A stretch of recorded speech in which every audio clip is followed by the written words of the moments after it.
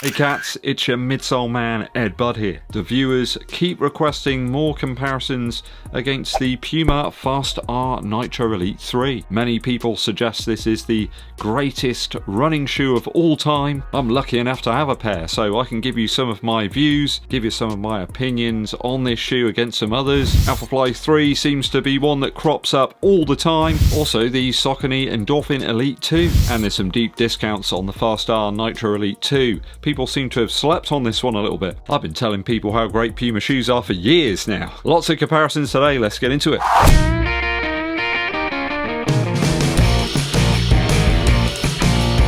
Thanks for joining me on the channel, it's always appreciated. If you're yet to do so, please hit that subscribe button and give this video a thumbs up like too. Also drop us a comment down below to help with that YouTube algorithm. Dankeschön.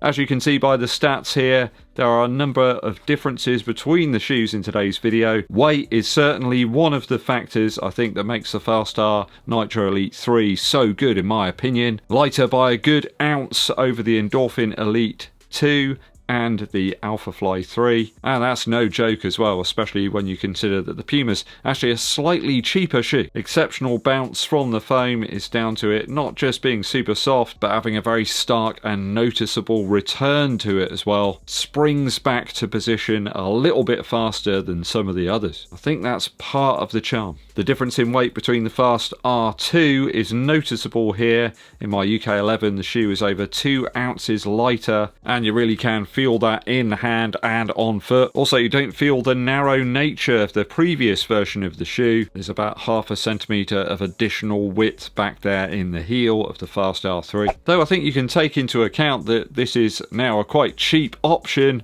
There's loads of deep discounts on the FAST-R 2, and I think you could almost use it as a sort of trainer version of the new shoe. Pick up a few pairs of these. It does have a similar feel, just with a bit more weight. So firstly, the FAST-R 3 up against the ALPHAFLY 3. Now, weight difference is quite noticeable here in my UK 11. There's a 20 quid difference between the two shoes. Foam feels similar between the two, but I would suggest the Pumas are a little bit less aggressive. If you like the air units that are up front in the ALPHAFLY 3, then this is a slightly softer ride. There's certainly quite a bit more heel width though in the ALPHAFLY 3, if that's something you're looking for in your race shoe. So perhaps if you're a runner that airs towards a heel strike, then Nike might work a little bit better for you. Let's not forget that these are marathon intended shoes, and you know, even the best of them are starting to utilize the heel a little bit more later into that run. The other thing to consider here is that quite substantial bevel that you've got in the FAST-R 3. Does feel a little odd to start with, but I mean, yeah, if you don't want to land in the heel, then there isn't much of one here. I actually find the ALPHAFLY 3 to be a slightly better trainer and long distance option. I think that is down to that wider nature of the landing platform. Certainly for like sort of tempo based runs after a longer distance, it's just kind of nice to have a little bit more foam back there in the heel to land in when you want to. The FAST-R is made for going faster. Though at pace, I find the Puma absolutely smokes the ALPHAFLY for me. I think the large difference in weight is very noticeable when you're running at 5 or 10k pace. Almost certainly this will be my weapon of choice at the Martok 10k this weekend. Outsole performance is similar between the two shoes, although I have noticed a slightly faster deterioration of the rubber here in the Puma, perhaps over the other iterations of the shoe. I'm not too worried about it really. I mean, this is a race intended shoe, it's not meant for mile munching. I've always found the ALPHAFLY 3 to be very, very durable. In fact, in the outsole, probably the most durable yet. I mean, you always get some midsole creasing, it wrinkles up, but that's just what happens. I would suggest that if you want stability across the marathon distance, then perhaps the ALPHAFLY 3 is the way to go between the two shoes. If you're going for speed and going for distance, then the FAST-R 3, well, if you can find one, maybe you can hire it. Next up, the Endorphin Elite 2. Now, this is a vastly different beast to the Puma. Much, much softer than the Puma Nitro Elite midsole material. This Increditrun stuff is just wild. It's so soft, it almost feels like a marshmallow. It's in fact got the lowest durometer score that I've ever recorded for a midsole. I think it was like 11, which is just madness really. I do though find the shoe to be incredibly forgiving on those longer runs. It really does save the feet, the muscles, there's no aches or pains. It reduces fatigue and tiredness, you just can't get away from it. You'll notice I have replaced the laces on here with a slightly serrated pair, and it just seems to work way better for me. I do though think that the upper on the Puma is by far superior to the Endorphin Elite 2. Lighter, better fitting, certainly for my medium to narrow foot. Puma really have put some thought and effort into this shoe. I think that's why it's so good. It does come with 2 sets of laces. One is that sort of flexible pair with a bit of stretch, I suppose, and the others are a serrated pair. They are my preference and they work fantastically well. It's impossible not to get a good lockdown in this shoe. It does look like that they took the Fast-R 2 and looked at what wasn't perhaps optimized for that shoe, and I've done that in this version. Again, I prefer the Fast-R 3 at that 5 and 10k pace. Just seems easier to achieve those paces in this shoe, probably due to the lightness. I think the Endorphin Elite 3, perhaps again, it's aimed at that sort of marathon distance. I just feel this one's a bit more nippy, bit more responsive. I think it's down to that foam. There's a little bit more return to it rather than just out and out squash. I can see the allure of the exceptional softness here in the Endorphin Elite 2, and I have to say I've been impressed with the durability of it as well.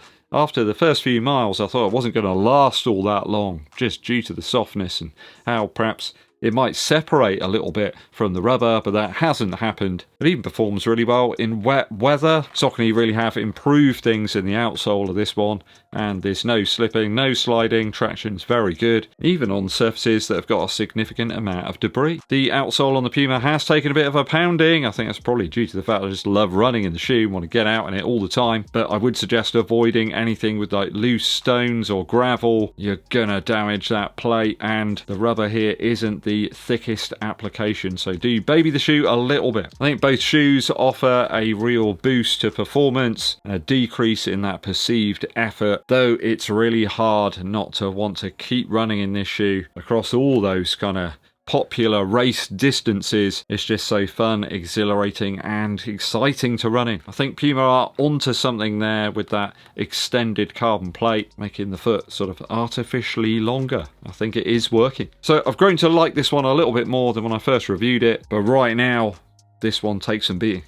Now, loads of people have been asking me, should they pick up the Fast-R 2? They kind of slept on it, perhaps didn't bother with it last time out. You know, I do chuckle a little bit as a long-time reviewer of Puma shoes. The sort of sudden interest. They've been producing some bangers for ages. The original Puma Nitro Elite was superb, very low weight, really exciting and engaging to run in. I've seen recently the FOD runner, Andy. He's been having some great results using the Puma Fast-R Nitro Elite 3 and also that Deviate Nitro Elite 3 too, where they've nailed things with the Fast-R 3. I think they had the blueprint there in the 2. I always found myself smiling when I wore this shoe. It was just so fun. I think this could be an excellent training partner if you do manage to get the Fast-R 3. It was really aggressive, very exciting and also durable. After like 100 miles, like almost no wear whatsoever, and the shoe still felt great. I mean, you've still got that very wide landing platform up here in the forefoot, but I'd suggest that the Fast-R 2 isn't quite so tuned to running at slower paces, in fact, mainly due to that very narrow heel. But for your sort of slightly faster long runs, well, there's few shoes out there that will produce the same kind of feel as you're getting in this. Of course, there's a huge price difference now with the Fast-R 2 heavily discounted. I think you can pick up pairs for around about 130 or 140 pounds here in the UK. Oh, sorry, Earth credits here in the UK. And there's loads of colourways to choose from as well. Sizing can be a little bit sporadic though. I think it's worthy of a place in a runner's rotation, especially if you're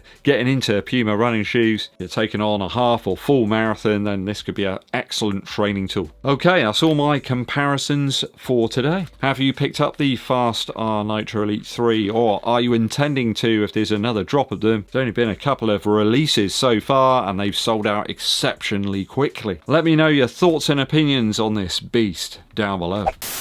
a musical interlude for you. This was released a year ago. I can't believe it, actually. Time's flown by. A Dream Is All We Know by the Lemon Twigs. This truly does feel like a summer album. From the very first track, My Golden Years, it's just a beautiful poppy kind of indie tune. Lots of harmonies on there. Sweet vibration as well. You just feel like you're rolling around in a cornfield with your loved one. And then to complete the package, really, of the sort of slower ballad tracks, the poppy tunes, and then some rocking stuff, you got Rock On over and over right at the end of the album. There's just so much musicianship here, but wonderful melodies and tunes. Such warmth to the recording as well. It really is one of the best over the last year or so. Go and check it out. A Dream Is All I Know by the Lemon Twigs.